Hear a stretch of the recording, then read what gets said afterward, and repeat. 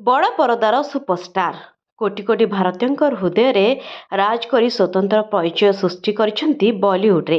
ତାଙ୍କର ସ୍ମୃତିକୁ ସାଉଁଟି ଧରିଛନ୍ତି ତାଙ୍କର ପ୍ରତିଟି ଦର୍ଶକ।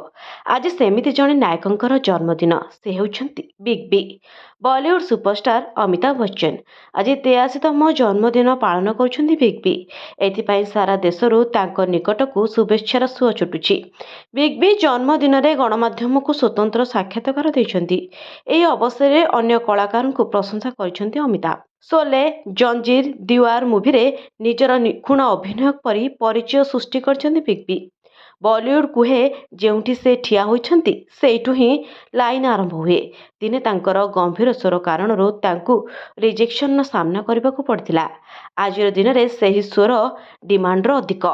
ବିଗ୍ ବିଙ୍କର ଗମ୍ଭୀର ସ୍ୱରକୁ ପ୍ରତିଟି ସିନେମା ପ୍ରେମୀ ପସନ୍ଦ କରନ୍ତି। ବଲିଉଡ ଆୱାର୍ଡ ସହ ଅଭିନୟ ପରିଦର୍ଶକତାରେ ସେ ଏବେ ବଡ଼ ପରଦାର ମେଗା ଷ୍ଟାର ପାଲଟିଛନ୍ତି। ବ୍ୟୁରୋ ରିପୋର୍ଟ, ନ୍ୟୁଜ୍ ଦୁନିଆ।